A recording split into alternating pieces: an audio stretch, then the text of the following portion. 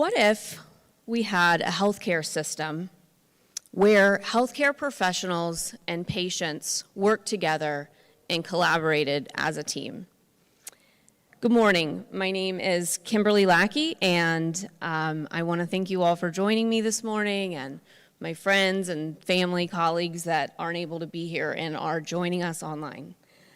I'm here today to share my personal journey of this proactive approach and how it helped me heal and transition to a better state of wellness and where I am today.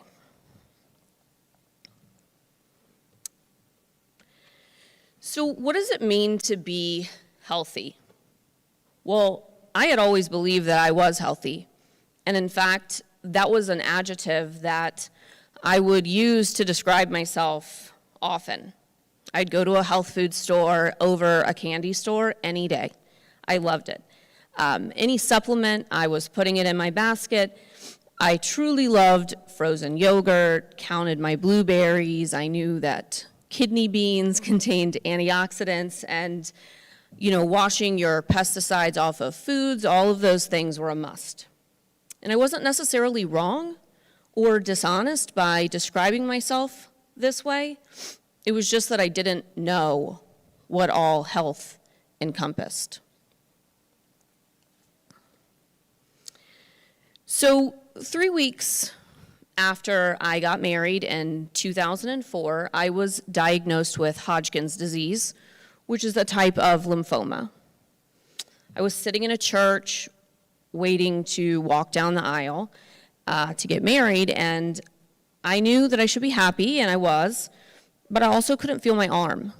It was numb from a large tumor that was sitting in my chest, protruding out of my neck, and I just really couldn't feel my arm to hold my flowers. So before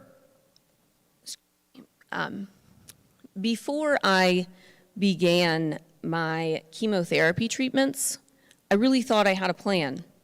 I would exercise as much as possible and take my vitamins and supplements. I would have a nutritionist on call. Those are all things that I was used to doing, and I really felt like I could beat this cancer with the approach that I had brought to everything else in my life. That's what healthy people do, and that's what I was going to do. Well, all of this went out the door when I received my first chemotherapy treatment. The protocol that I was given, AVBD, that was definitely in charge, not me. I got quickly sick in so many violating ways that I was in shock of how much my body was actually not really in my control. Thankfully, I was able to recover. As you can see now, I'm standing here and healthy. That road to recovery for me from chemotherapy and all of the side effects was definitely a difficult one, but I was able to come back to a space of normal, what I would have considered normal, and in a lot of ways I looked back on that and was able to reflect that I had learned a lot about myself. I began training for a half marathon. I was an honored hero for it, and life looked good. I was looking up, and I felt healthy, some of the healthiest that I had felt in my life. Soon, I started to suffer from a new illness. My hands began to curl up. Every morning I would get up and have to almost iron out my hands. I would run them under a sink so that I was able to use them. You can see here in this one photo that my fingers are wrapped up while I'm trying to cook because I couldn't straighten it on my own. I then, between running that half marathon and my knee looking like that in that bottom photo, that was taken 8 weeks after. My knee swelled up. Finally, the doctors sent me to go get some blood work done, where I received this, you can't see it because it's kind of small, but I will, this number right here is my C-reactive protein, which is an inflammatory marker. And typically, those numbers should be between 0 and 4.9. Today, my doctors like it to be around 1. On this day, it was 120. And that is a dangerously high number. Anybody that knows about C-reactive protein knows that it leads directly, and it's something that we look at for heart health. And to have a number that high was a dangerously high number. And the thing is that I was stuck in this condition, and no one knew how I got there. So I began accepting that I might be stuck in this condition for my life. The doctor told me that I would be in a wheelchair for the rest of my life, and I started to ask questions, and I said, well, what's wrong with me? How did I get here? Why am I in the wheelchair? To me, it made sense to ask because I couldn't imagine someone giving me a label and suggesting that I was going to be stuck in a condition for the rest of my life without understanding or knowing how I got there. So during this time and living in this condition, it was really one of the lowest points of my life. It was much harder than dealing with lymphoma because although we know that cancer is a serious illness, it was also something that had a plan. And this was something that I was living in excruciating pain. I was 31 years old. I wasn't able to dress myself. I couldn't hold a glass of water.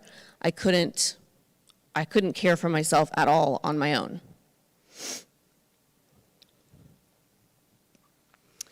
So finally, I had a rheumatologist that started testing me for some genetic markers.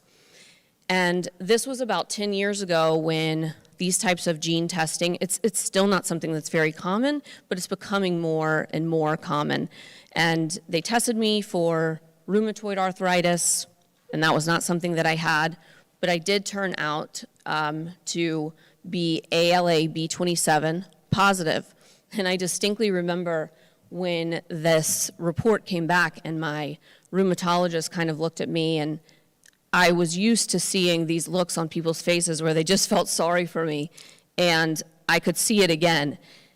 But I couldn't buy into it because I thought, oh, awesome, this is great. I don't even know what that is. I have no idea what ALA B27 means, but I'm positive. Super, that equated to me that there was a plan. We now know there's something that I can do. So the doctor told me, okay, you're going to be taking biologic drugs for the rest of your life, or again, you're not going to walk again. You're not going to be able to get yourself out of this condition. And, I'm thinking, this is great. I have an answer. Well, when the doctor told me that I was going to take these biologic drugs and I looked into it, I remember him telling me a few names, and I immediately said, well, those drugs say may cause lymphoma. That seems irresponsible to me at best. All the while I'm knowing, look, I am anxious about questioning the doctor. But for my own life and quality of life, I couldn't help but suggest, why would I take a biologic drug that says may cause lymphoma? I don't know who's running the stats on the fact that I've already had it. So it seemed to be a no-brainer that I'll willingly sit in a wheelchair for the rest of my life rather than risk my life, because having lymphoma, again, was not something that I could likely survive. So I took myself to the internet. That might be a lot of medical professionals' worst nightmare when they have a patient that starts looking into WebMD, but I had no other option. So I started learning. And I started learning and researching what I could do. And the term bioindividuality began to come up. And it was not a term that I knew, but it was absolutely a concept that I knew of. And it was very clear to me all the time that when I look out into this room and I see all different faces, we're all unique, we all look different on the outside, so naturally we are all different on the inside, and one size does not fit all. There's not one answer for everybody, there's not one treatment, we're not the same, and we're not a statistic, and we're not a number. As I began to look into this and understand that this gene was something that I was born with. I was born HLA-B27 positive. I didn't find myself in a wheelchair until I was 31 years old. So somewhere along the way, I had made some poor choices that were poor for me. I thought I was healthy, but somewhere along the way, I wasn't being healthy for me. I had different needs that I was not adhering to. So throughout this process, as I would take these things and the findings and learnings that I had to my doctors at the time, they really, the only answer that they had for me, the only tool they had at their disposal was to stick with me taking biologic drugs. So I had to go outside and figure out how I can heal and alter my environment, clear up and clean up, allow my body to heal, and adjust those choices. Which brings me to the point of, that our healthcare system is flawed in a very fundamental way. We can't possibly help people heal with 15-minute appointments or by having our insurance companies dictate what type of healthcare someone's going to get based on what they're willing to pay. Doctors themselves, I highly respect. They have saved my life. They're experts in their field, and yes, they have gone to school for a very long time. And also, we are experts in ourselves, and we have to have a teamwork environment where we're sitting with doctors and we are able to tap into their expertise and we're able to collaborate together and share the needs and what we know about ourselves as a patient. There is an importance in validating what a patient is feeling and saying as it relates to their health care directly. And today, in our limited time that we spend with doctors and the lack of a holistic approach to our overall wellness, it becomes a one-size-fits-all protocol. And any healthcare professional that I speak to and work with, whether it is a friend or a colleague, they are also frustrated with the system. It is not a system that they bought into when they began working as or going to school to become a medical professional or a physician. They want to help patients. They don't have the time, they don't have the resources, and they aren't given the training in total wellness and bioindividuality. I actually have a great friend of mine that I went to high school with. He is one of my doctors, and we were in anatomy and physiology together. And we often did our homework together at lunch, and he's now a doctor, and when I tell him about bioindividuality, he laughs and he tells me, what is that word again? I need to make a sign for him. So, in the end, I never took one biologic drug or any pharmaceutical of any kind other than pain medication that I took once I started to get better. I had many people that came to help me, and none of them were practitioners of Western medicine. The way the system was at the time, as I've mentioned, was simply not set up to be able to allow me to heal in a way that I needed to without taking drugs that could potentially risk my life. through that experience, I learned better ways to take care of myself and to take care of myself that is sustainable for the rest of my life. During the time, I learned about biohacking, which really was something that I came to know because in terms of optimizing my own body. And I started thinking, well, why wouldn't I do that all the time? Once I'm out of this wheelchair and I'm not in this condition, why wouldn't I continue to optimize my sleep, to take care of the quality of light that is surrounding me, or make sure that I'm hydrated, and finding the ways to hack that in this busy world.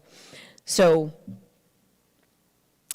I personally began to work on my nutrition, and because I had lived in pain for so long, likely on top of receiving chemotherapy, I had a lot of neurological types of conditions and problems that I needed to fix and work on.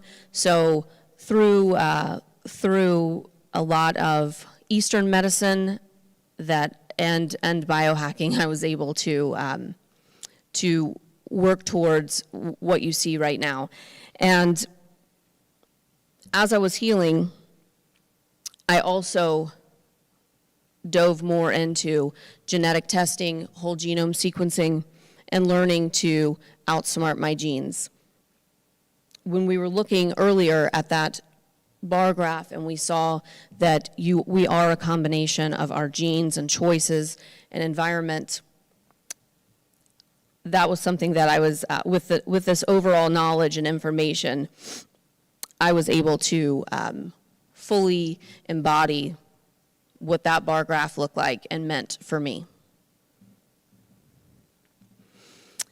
And today, when I do go and work with my doctors, I'm able to show them who I am at a cellular, well, not a cellular level, but at a DNA and genetic level, and provide them with the data that they need. I also often work towards helping to educate. So with this knowledge and information, my goal is to help create a better relationship with practitioners where we're able to provide them with specific data in order to help determine better and smarter treatment plans. Excuse me. Now that whole genome sequencing is available direct to consumers, and you can order a kit online, swab your cheek, and weeks later be provided with over 3 billion data points that are specific to you. I mean, that's incredible that we have that type of technology available to us today. Just in 2003, the whole genome project was completed. I had just graduated from college. That wasn't even a thought that we would ever have that ease or capability. And today, it's affordable and easy to obtain. Imagine if this is something that I would have had 10 years ago. If I would have had this information 10 years ago, I would have potentially been able to alter the type of chemotherapy that I received that was specific and targeted for me. Certainly, I would have been able to help avoid some of the side effects that I had. I absolutely would have been able to not let the arthritic condition that I had set in the way that it did and as long as it had prior to having some sort of an answer. When we, by working with healthcare professionals today, I now am able to show them that I'm not just a statistic or a number.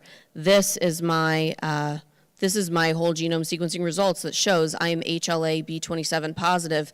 That would have come out years ago, and as I mentioned, I'm no more HLA-B27 positive than when I was sitting in the wheelchair as I am today, and clearly the only difference at all is that I was able to proactively react and help predict outcomes for myself.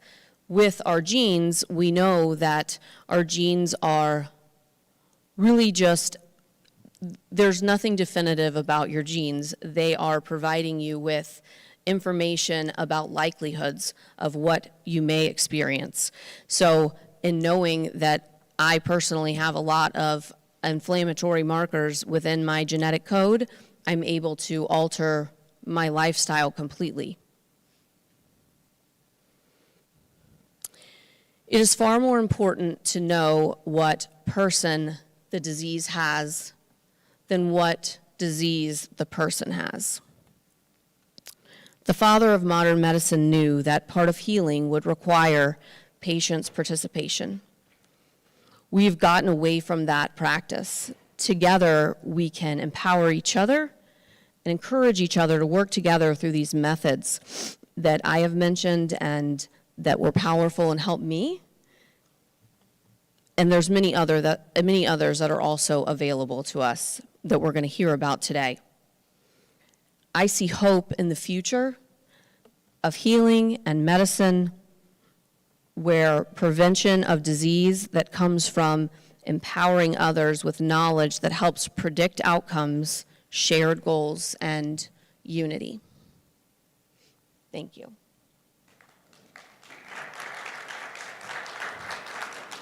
Thank you. If anybody has any questions, please feel free to ask. I think we have a few more minutes.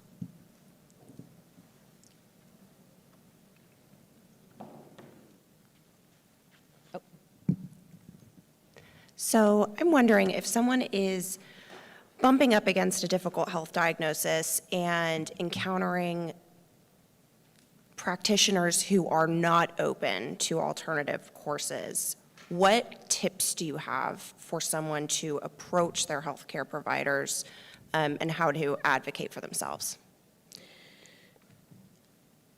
So I think that that's really the key word there is advocating for yourself. I think that it can often be scary. And I tell a lot of people that at the end of the day, I'm grateful that I had cancer first and then reactive arthritis, because without those two conditions happening in that order of operations, I don't know that I would have had the courage to speak up for myself, but it literally took me wanting to survive to have the courage to speak up to my doctors and refuse a treatment plan that, I was told was the only option I had. So I think it's unfortunate that we have to get there. We shouldn't have to get to that place where we're scared and intimidated. So I say that, if you have someone that maybe doesn't have the time or isn't willing to work with you, don't be scared to find another doctor that will.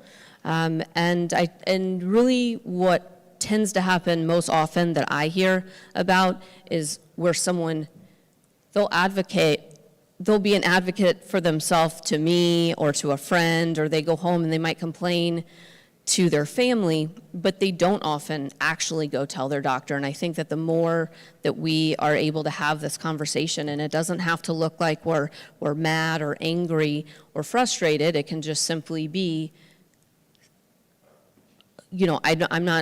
I don't feel like you're hearing me. Can we revisit this? Or, I don't think that's right for me. And it also begins with trusting yourself. You have to trust yourself that what you're feeling and sensing, if it doesn't seem right to you, don't do it.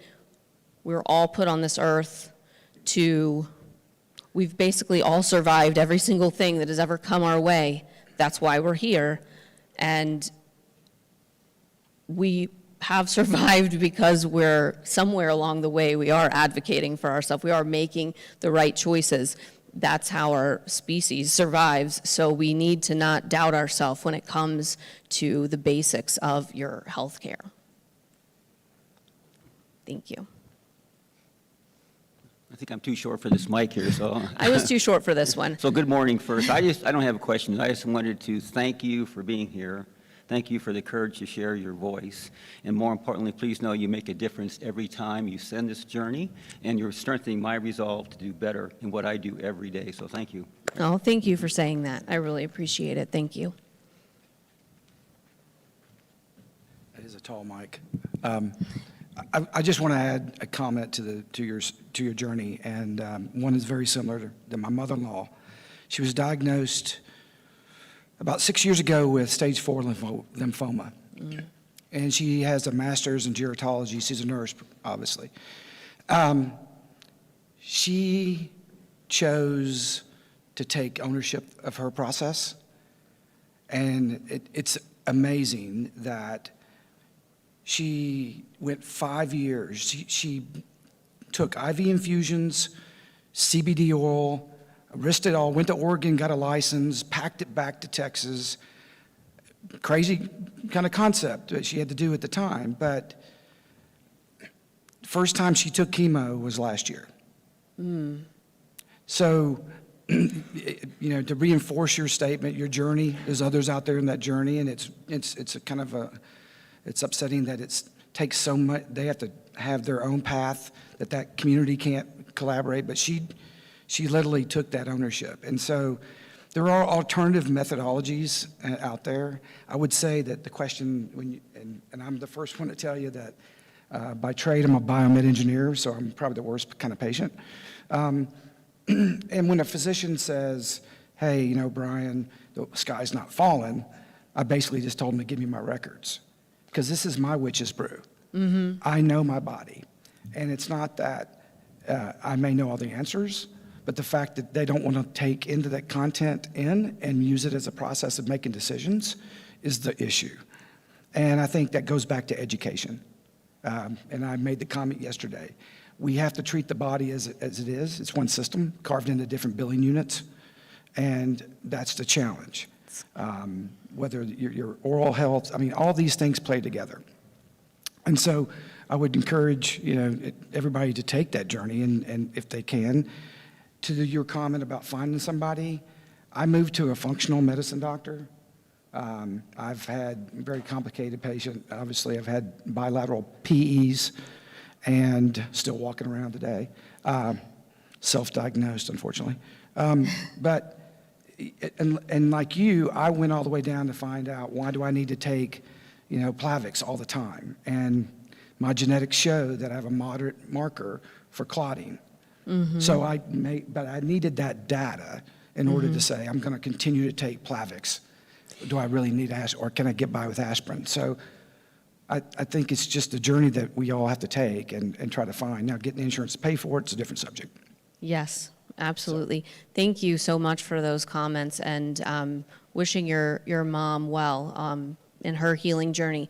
Before I close here, I wanted to mention, with the whole genome sequencing that I received, not only can it help you with determining some outcomes for you, it's also very validating. Mine said that I didn't process vitamin D and B as I should, and that was something that I was already taking, so it made me feel good that, again, validation in terms of knowing myself and my body. So thank you all for having me here today, and thank you for your kind thoughts and words.